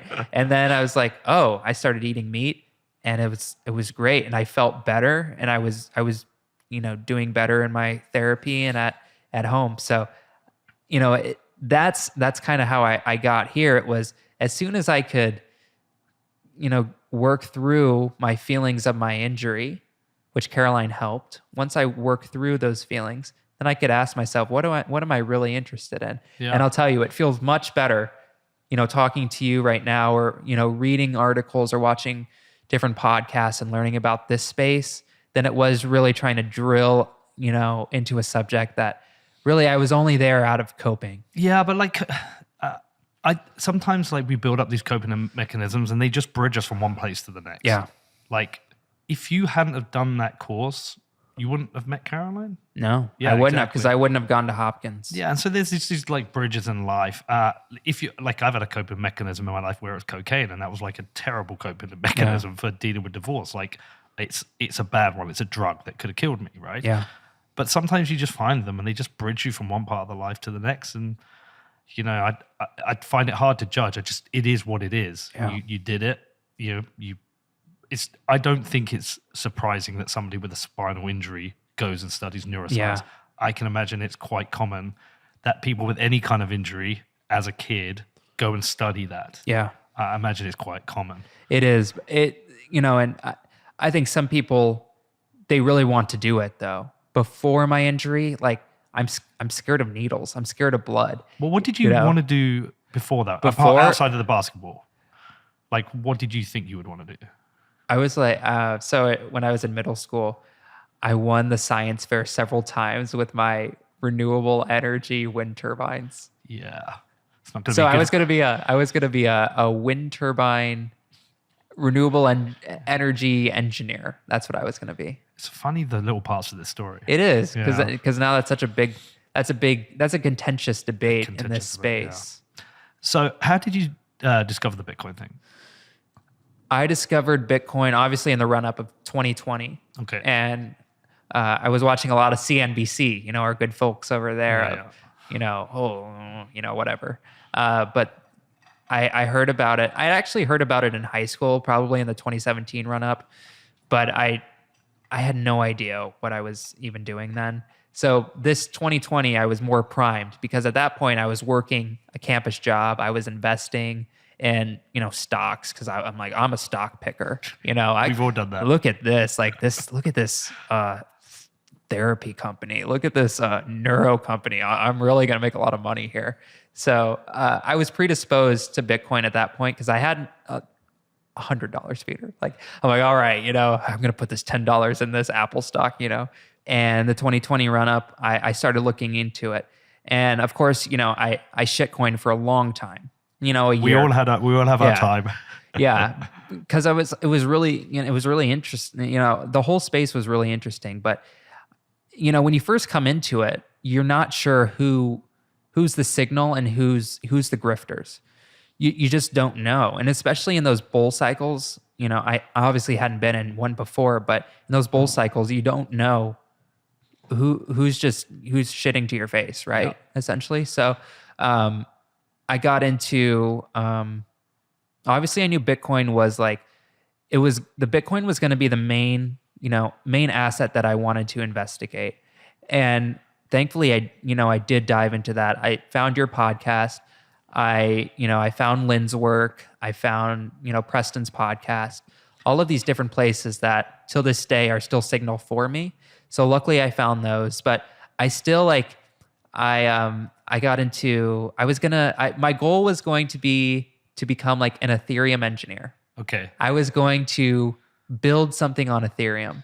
And I also do have, I think it's still on, what's that NFT marketplace? Like that really big OpenSea. Yeah. I have like 5 NFTs. You have? I've never. Not that I bought, that I made. Only, I've been given an NFT, haven't I? A Bitcoin NFT. Yeah. I've still never seen or accessed it. Have you still got the open time? I think it's over there. I don't even know what the fuck to do with that open time. And I bought my son a T-shirt for Christmas that came with an NFT. I didn't know it did, but I still don't understand them. Yeah, but anyway, I have 5 or 6. But what's the floor price of them? It's like 0. I don't even know the lowest it could be. They've never been bought or traded. But so actually, that NFT collection is called Disabled Punks. And what I was trying to do with that was, my goal was to create all of these they were actually really cool designs. I made them out of pixel art, and they're all these different people who have disabilities. Like one girl was she was blind and she has a seeing eye dog. So it's this pixelated girl with a white dog. And for each one, I wrote a story about this girl with the seeing eye dog. And my goal was obviously to trade it and get money, but also someone could buy oh, there it is. There it is. Yeah, look at that. Oh my God. Oh, there's a girl with the seeing eye dog. Disabled punk number 2. Did you sell any of them? No. The strange thing is, it sounds like the kind of thing that could have blown up. It could have. Yeah. Yeah, but each one has a story. So if you click on it, it will say the description.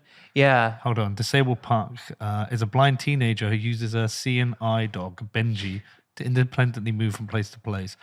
As a child, the essentially blind from birth. Oh, congenitally blind teen. God, how dumb do I sound? Teen mainly relied on her friends and family to navigate her environment. However, 1 year ago, she adopted Benji, now a nearly 3-year-old white poodle, to increase her confidence and independence when on the move.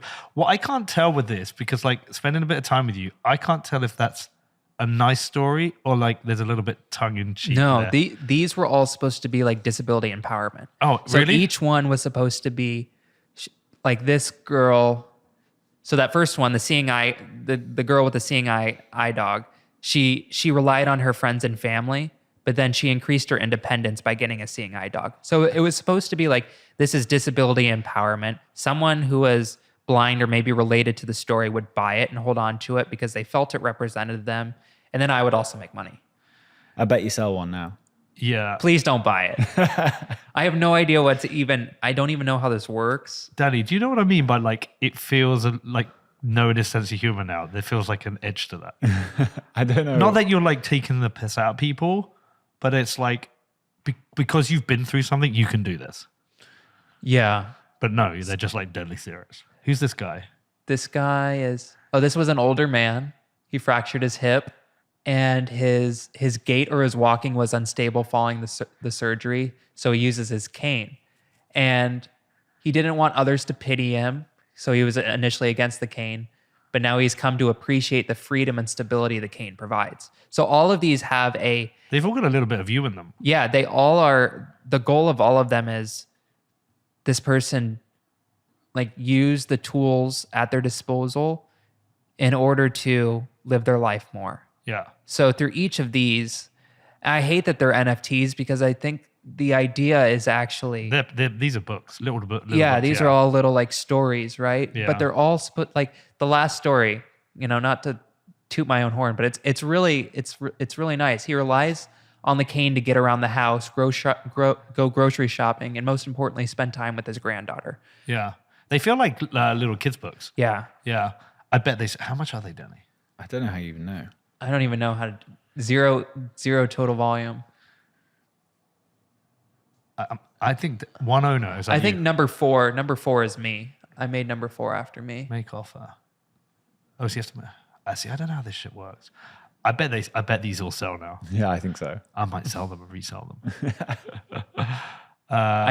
Wouldn't it be cool though if we had like this feel like I hate that the OpenSea and Ethereum and Polygon, it all feels like such like grifts now. Yeah. I wish I could do something like this because I had a really fun time making these and I felt like they were really empowering, and obviously like my whole goal is like I would love to tell my story for a living and make things like this, but this just feels grifty. It feels like I'm trying to get some ETH for like an art thing. And I don't like that. Well, so like I say, it felt like, I've only read 2 of them, but they felt like parts of your story. Like Benji was basically your friend. Yeah. You've got the old guy who doesn't want the pity. There's like things you've brought up. But they just feel like little kids' books. Yeah. That's what they feel like. And that's not grifty. Have you thought of trying a kid's book? A kid's book or I've thought about writing my whole story. Yeah. I realized I haven't done that because I'm still working through parts of it. And I need, the help of others to help me piece some of those things together. But I think a kid's book would be interesting. Yeah, I guess if you want to write, like, there's a bit of time to go on your story yet. Yeah. Yeah. So I just think like as somebody who has kids and who's been through story time, there's certain like stories you go through. You have a character and then they tell a different story and they're always in a set. There's always a series. Yeah. Like there's these certain books when they're so little, like they have different textures for you to feel as you go through. And I think it's like there's a dog, there's a cat, and he catches it. Like, and as they get older, there's different ones. It just feels like one of those as a series. Yeah. Maybe I think that's a good idea.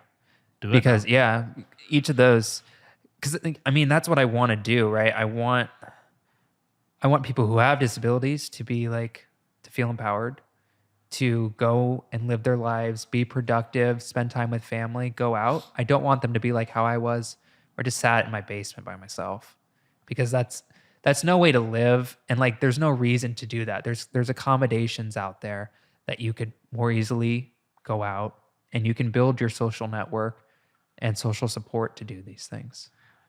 I think it would be very hard to go through that experience and not go through that period, though. Like, you'd have to be a strong fucker to get through it all. Yeah, and I'm glad I'm on the other side of that. Yeah. But now I'm really into the really like, for me, I'm now most interested in this Bitcoin rabbit hole and all of these different tangents that I've found, because there's not just Bitcoiners aren't a monolith, right? There are people who, there are people like Matt Odell on the tech side, but there's people like Texas Slim who just like accepts Bitcoin, but has like Bitcoin principles of like proof of work from a standpoint of we're going to raise cattle as ethically and as good for the people who are going to eat it, as good for the environment as possible. That's proof of work. That's taking ideas from Bitcoin and applying it to other spaces. It's like our bacon today. Yeah. What bacon did you get? We went to the supermarket to get some stuff, right? Yeah, American supermarkets are full of shit. Yeah. Like we have shit in ours, but like get away from the fruit and veg, and there's stuff that shouldn't be shit that's full of shit. So we ended up buying the no It was hormone. like no hormone, no antibiotic bacon. Yeah, and Danny was like, if you're in the UK, you don't have those labels because You just assume it's not got that stuff Yeah. in. Or maybe I'm wrong. Maybe it isn't. Yeah, but like there's so much shit on the shelves here. Everything looks like it's not really. It's kind of got a little bit of food in and a bunch of other shit that they can legally get away with, and it doesn't matter whether it's like frozen waffles or tin concentrate or orange juice or like weird ice cream. Like it's just shit everywhere, and it's fucking expensive here. Yes. Like a pack of mushrooms was $5. Yep. That in the UK would be like £1.50, like $2. Yeah. It's like really expensive, but there's a lot of shit there as well. And And that to us was an eye opener. I think we have better food in our general supermarkets in the UK at a better price than here. But I've also noticed like this push to grow your own food here a bit more, and I get it because I think it's shit here. Yeah. And I don't mean that disrespectfully to Americans. I just think the corporate America, the food side of corporate America, will just sell you any bollocks. Yeah. And if you go and you pick up one package from one part of the store and you pick up a package from another part of the store, 90% of the ingredients are going to be exactly the same. So really you're just eating the same ingredients, just packaged differently. One has a mom in an apron looking out onto a field, and the other one has like, I don't know, another beautiful image. And you think you're eating two different things, but really all you're eating is like high fructose corn syrup, soybean oil, soy lecithin, and that's about it. Preservatives. Yeah. And I've seen that. Have you seen that wheel where it's all the companies, but all the Yes. and it's like 5 companies dominate Yeah. like all the different products. Yeah. Have you seen that? I've not. I've seen similar stuff. Though. I know Yeah, what you it's mean. like it's not good. No, I haven't been to the grocery store. We Caroline and I, we rarely go. I think the only time we need something from the grocery store is if we need like a granola bar or something that like we don't want to make a meal. We're not perfect. We don't want to make a meal. Then maybe we need something to tie us over until lunch. We'll get like as best of a bar as possible. But the rest of our items, I have found a way to source from locally and from, farmers and ranchers that I trust. So back home, I have 2 farmers, one that I get all of my beef, steak, eggs from, and the other one that I get all of my dairy from. So all of my cheeses, all of my milks, you name it. Everything comes, honey, it comes from him. And then I'm from Iowa. So there's this farm out there, Acorn Bluffs, and they have this really good pork. And I order from them to send me like their sausages, their bacon, their pork chops. So like I'm set from a nutrition standpoint. And Caroline and I have both moved more toward like we want to eat food where the only ingredient is the food. What is steak? Steak. What is broccoli? Broccoli. What is milk? Milk. If you go into the store, like the last thing I want to buy is something where there's 20 ingredients and each ingredient has 5 ingredients. Yeah. Right? So you're really eating like 100 different things. You don't know what you're eating. You don't know how it was processed. So we've really like, we've created our own supply chains. Nice. And eventually I'm going to press them on accepting Bitcoin because I think it will be, it's not just because I'm a Bitcoiner, I want them to accept Bitcoin, but I think it will benefit their business because right now, all of these places, they have that 2 to 3% charge from credit card companies on all of their orders, which eat into their margins. Sure, but I think I always struggle with that one because it's like, yeah, they have that 2 to 3%, but then like, are you going to sell the Bitcoin where you've got to charge on the exchange? If you're going to hold it, what if the price drops? I think there's a bigger role in this with trying to get them to accept Bitcoin is it advertises them to Bitcoiners, but you start to create this kind of network of companies and people who think of it similarly. Like, I probably eat slightly worse food than you, but like I'm aware of what I'm eating more and more because of the Bitcoin community. Yes. Because I've heard people talk about, like, I'm not a carnivore, but I eat more steak because I heard about that and I've done my research. I've just become more aware of like the lifestyle choices from the community. So I think it's more about this kind of, the really interesting thing for me about, well, one of the really interesting things for me about Bitcoin is not the monetary side. It is the asymmetric topics which you learn about that are about living. Like it's the time preference stuff. Yes. Like make better choices, eat better food, exercise better, spend time with your family, educate people on the right stuff. It's all that stuff that comes together. All of the principles. All the principles. And we don't have to share them all. Like,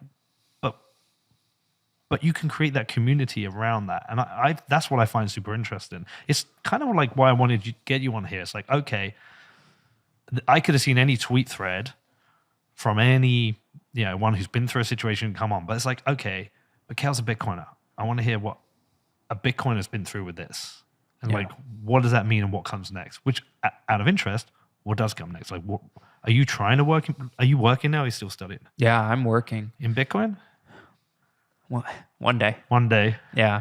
Right now I'm doing commodities trading operations at an investment bank. Yeah. So it's, So you are a trader. I'm not, I assist traders. Okay. Really. It would be not, it would be nice to be, and eventually be a trader. I think that would be really interesting. Right. Right now I do enjoy what I do because it's a lot of problem solving. Essentially, we support commodities traders, so people who trade power, or they trade oil, or they trade corn in, all throughout North America. And it's essentially making sure that everything is booked properly and our records reflect the counterparties and the exchanges. And a lot of time, like, shit goes sideways and we have to figure out what goes wrong. But I do enjoy this space because I feel like there is a connection to the mining space because, mining is made up a bunch of, mining is all power markets. It's getting the cheapest electricity. So I'm learning a lot about power markets, electricity, all of these different things that I think eventually will allow me to be an applicant considered for some of these Bitcoin roles. Or a role at a Bitcoin company. I think that would be really cool because I think the thing that's missing for me is I want to work for someone who maybe more aligns with my principles or what the space has taught me. I think that would be really interesting. And have you mixed much in the space? Have you been to many events? Are you coming to Bitcoin 2023? I don't have any plans, but maybe I should. Maybe you should. But I think I need to. I mean, I stay in my, I think I need to do a little more, not my whole thing is anything I do, I don't want it to be ingenuine, right? I don't want to go to something with a thought in my mind of I'm going to try to get something from this person. I want it to be genuine connections. Yeah. And if it leads to something great, but if not, I have a friend at the end. Yeah. Right. So, but I think it would be cool to go to, I think what's lacking in Baltimore right now is we don't have meetups as much, and I need to make one. Yeah, dude. Right, like, I need to come make on. one. I know I'm lacking. We got one in Bedford now. No, I know. You guys have one, but Yeah, you should come to the conference. Just come hang out anyway, just because it's cool. We'll be there. you know when it is? May. I think May 18th. Yeah. It's Could, not that could far. be wrong on the date. Miami? Yep. Yeah. Yeah. Yeah, you should come down to it. I think you'd enjoy it. You will get a bunch of people get in touch after doing this. It always happens. Just, I don't know, want to speak to you and just say, enjoyed the show, didn't enjoy it, that'd be rare. But like, you will get people get in touch with you from this. Just to close out, like, how do you reflect on the last, it's what, 7.5 years? Like, how do you reflect on it all now? I look at it now as, well, one, the greatest problem solving exercise I'll probably ever have to do in my life, where I was given a situation and my goal was to do as best I could with that situation. And the best I could at the beginning looks a lot differently then as it does now. Meaning in the beginning, I thought the best that I could was walking, running, playing basketball. Now it's doing everything I can to live a fulfilling life, you know, work at a job that I find fulfilling, build a family, build wealth that I can pass on, live by the principles that I've learned from this space of, you know, the proof of work is working incredibly hard, being very detailed, but also it's a community. So it's really supporting others. You see a Bitcoiner who's doing something, they have those same principles and values. It's supporting them. So it was the greatest problem solving exercise I've been through. I've also learned that when we go through challenges, we need support and a range of support. My parents did so much for me. I needed more people than just them. I couldn't rely exclusively on them. You know, Caroline's helped me in ways that my parents couldn't help me. My parents helped me in ways that other people haven't been able to help me. You need a community and a tribe if you're working through something that is, you know, tough or an incredibly dense situation. And then I think, you know, the last part, what I completely didn't take into account or ignored is when I first started, you know, trying to recover, I thought it was only a physical game. As long as I can recover everything as much as possible, get back to running, walking, I will be happy. Then I will be happy. I did not think I was I didn't really appreciate that my happiness was in my control then. I didn't need to wait, 15 years until I could maybe jump or run. I could be happy then. I could figure out a way to go do things that I wanted to do. And I think that's the message I want to push. Like, having a disability is not the end. It's, it's not the end of your life. It may be the end of certain ways you used to do things. Maybe you're not going to write with your right hand anymore. Maybe you're going to write with your left hand. You're going to do things differently, and you're going to learn what you need to do, but you need to continue living. You need to find ways, new hobbies. Maybe you'll continue your old hobbies. Maybe you liked reading before, you'll continue reading now. But if you had really physical activities before and you don't want to do those anymore, then you need to really reflect and figure out what you like. And that will come with time. I didn't just find Bitcoin in 2015. That would be nice. I would have told my family to buy a shit ton, and then it would have been, done. Everyone could be wealthy in my family, but that didn't happen. It took several years. But once that did happen, like now I'm ready to go. I want to capitalize on all these, opportunities, learn from all these smart people, get in contact and talk to people like you.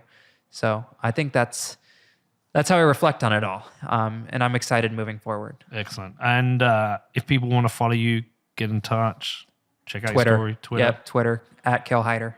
Okay, well, we will put that in the show notes. Dude, it's great to meet you. Yeah, it's great to meet you. I'm really glad you came in. We did this. It's like everything I expected. I kind of got a feel from you from your thread. And I didn't see you as competitive as you are, but that's probably a good thing. Thanks, man. I appreciate you coming in. If I asked any dumb questions, I apologize, but that's what I'm known for. And I'm still working through, a lot of things. So if we talked again in, 2-3 years, I'll have more time to reflect on some of those. I think having this conversation, Caroline and I are going to talk after, should be like that inspiration part you really need to work through, and how you want, what are your actual thoughts on that? Because she can lay that out much more succinctly than I can. But me being in this, in this spot, sometimes I do feel like, okay, I've been through something that could inspire someone. So I could see that, right? Yeah. There are still things like that I need to really understand for my own self. But then when I'm trying to talk, I can more clearly, express those feelings to other people. But that's just life. We all, Caroline will reflect on her own things in her life. Danny does. I do. I'll reflect on this show. What did I do? What could I? That's I think that's what we all should do. Maybe not everyone does, but we all do that. But look, it's great to meet you. Yeah. You're a friend of the show. Anything you need, you just reach out to me or Danny. It'd be great to do this again sometime. Awesome. See where you are in a year or so. Maybe you're working at a Bitcoin company. I hope. Should we give a shout out to mom and dad? Yes, let's shout out mom and dad. They're definitely going to watch this. I don't give them, I can never give them enough credit. My mom stopped her entire life to be there for me that first 6 months to 2 years. And my dad did everything he could to continue the financial strength of our family, because all of that traveling, all of those expenses, I'm sure weren't entirely covered by insurance, right? There were things that I'm sure they had conversations behind closed doors where they're like, how are we going to do this? How are we going to make sure Adam, my younger brother, how are we going to make sure he's still okay and, can have some sense of normalcy, right? They had to be, I was going through, what I was going through, but they had to make sure that we remained intact, emotionally and financially. And, it's huge props to them. And, the main thing I learned from them is the importance of being an advocate.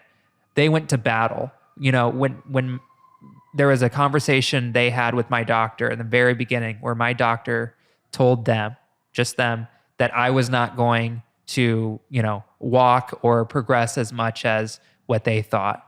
And because of that, he was like, okay, like maybe we could do this infusion. Maybe we don't need to do as much extensive therapy, because I've seen this before. It doesn't really look like something your son will be able to recover very much from. And, they're essentially like, hell no, we're going to do, what we need to do here to give Kale the best opportunity to have more function, right? I was a kid. I could do as much as I could, but it was on them to make sure that, everything was as okay as possible. And I think they did a remarkable job. Amazing. Okay, man. Well, listen, like I say, stay in touch. Anything you need, reach out to us, and we'll see you when we see you, I guess. Maybe at Bitcoin 2023, maybe in a year on the show, whatever, man. Awesome. But yeah, good luck with everything and appreciate you coming on. All right. Thanks, Peter.